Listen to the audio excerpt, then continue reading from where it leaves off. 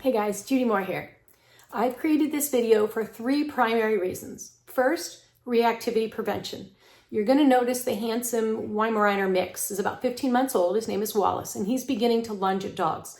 So I'm going to show you how I introduce him to a really stable dog where he learns to think and actually offer sociability. So 1, reactivity prevention. 2, it doesn't matter if your dog is lunging out of excitement or lunging out of its fear conflicted. It doesn't matter. Either temperament, either behavior is going to benefit by slowing down the greeting. And if you don't believe me, watch the last video of the 2 puppies where the very excitable bearded collie is just lunging at the Rottie. And she said, "You're handsome, but I'm not available to you." And he learns to self-modulate because she wasn't available and we didn't have to do anything. And third, canine body language. I really want to help you guys understand that if a dog is in a play bell with a submissive smile, what does that mean? Or if in the video, the female shepherd is laying down, frontal, still, focusing at the dog, what does that mean? Which dog is more emotional, noted by all the changes in body shape, versus the dog that maintains a flat back and straight legs, showing confidence? And if you haven't had a chance to like and subscribe my videos, that would really help me out. I'd appreciate it. Thanks. What I want you to notice here is the German Shepherd has straight legs, flat back. She's very calm. She lays down to invite Wallace into her space. She's showing confidence here. He's showing he's a little conflicted. A couple lookaways, a couple tongue flicks, and then watch, he pauses right here. He said, "I think I'm good right here." He does a partial play bow, but he shows his teeth when he does it, showing he's conflicted.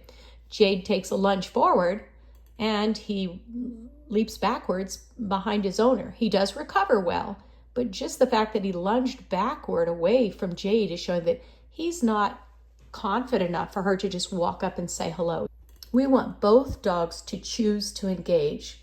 That's how we build mutual friendships. In this process, we're just doing some pass-bys. We're letting one dog sit still. We're walking the other dog past.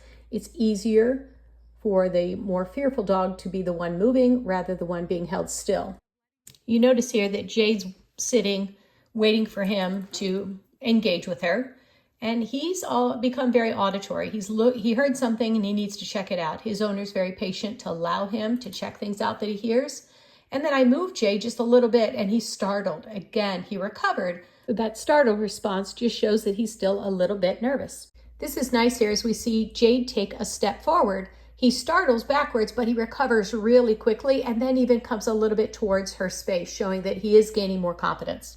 For all purposes, watching Wallace's movements bouncing back and forth, he looks very playful. I knew that he was showing his teeth a little bit. I also knew that he really didn't have the confidence to bite Jade. However, it wasn't until I slowed this video down that I realized just how emotional Wallace was. As you can see here in this instant replay, he lifts his lip a little bit, he shows his teeth while he's doing a play bow, while he's bouncing back and forth in a goofy manner. However, you note the compression of the body, the tail's tucked there, his back is low. He becomes very emotional at this point. I decided to do some parallel walking and just let the dogs continue to have a conversation. It seemed every time we stopped, Jade oriented towards him, and that was just too much pressure for him. It is clear in this video here that Wallace is bouncing around. He's still engaging with her. Had Wallace turned around to the grass and sniffed all the way down the road saying, "I am not interested in you," then we would have halted the process. But he continues to come forward and retreat, approach and retreat. Classic sign that a dog is sociable but lacks confidence in the greeting. And at this point, I let Jade get a little too close.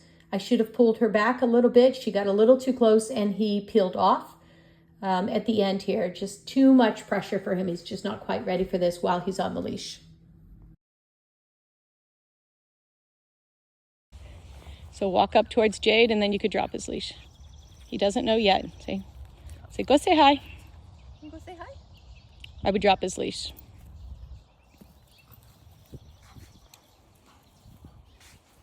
So again, when he's off leash, yes, I know she could chase him, but look where he went. He went right behind you.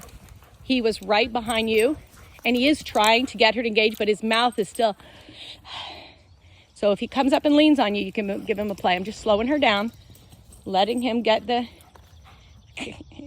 checking in. Like, are you sure? Because if I drop her leash and he screams, that's over threshold. So he has a choice to come in. I'd like for them to greet and be friends.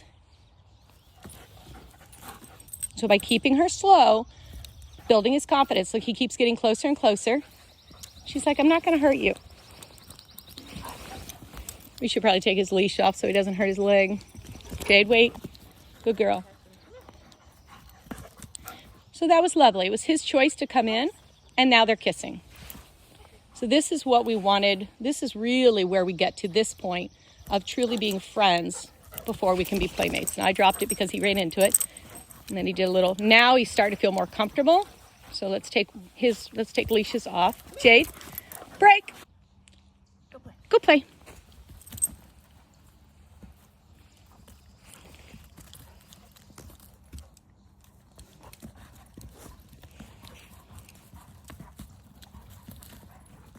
See how he keeps facing her? So he keeps turning and facing her.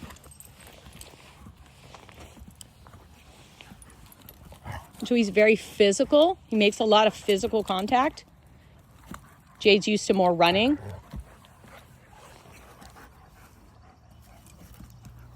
She wants to smell him, is what she's trying to do.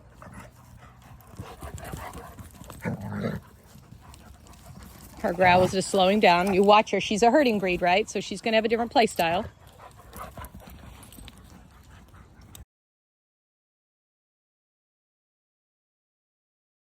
Okay, Jane, go play. See, they both know they're free, and they're taking their own little break. Come on, Jane, let's walk.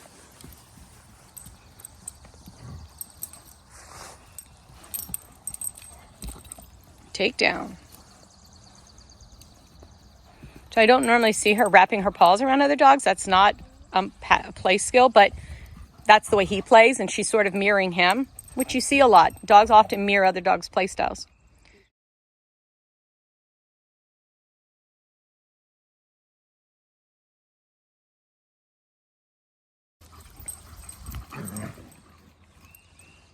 So she growled and slowed him down. After Jade growls, the play becomes a little bit calmer, just slightly slower. He's still very physical. Jade offers a play bow with clear intentions. I'm friendly, but slow down. It was lovely to see Wallace mirror Jade in the same play bow. So now we have our answer. We do have playmates. However, as you can see, we do not have the same play style. Jade is used to more running. He's used to more wrestling. And when Jade comes to hear me and leans on me, I go ahead and call a break. Quick recap here. This whole process took about 40 minutes to get the dogs comfortable with each other so that we could turn them loose. I think it's really important that we go really slow when introducing two unfamiliar dogs so that they can have this conversation. I definitely believe that when you have a nervous dog who can resolve another dog, that is going to prevent reactivity in the future. And number two, both dogs were using good social skills. Jade had to be a little more patient than she's used to, and Wallace mirrored her with another play bow, showing that he is mirroring her social skills. If you want more videos on how to train your dog with easy steps, then click the subscribe button and let's do this together.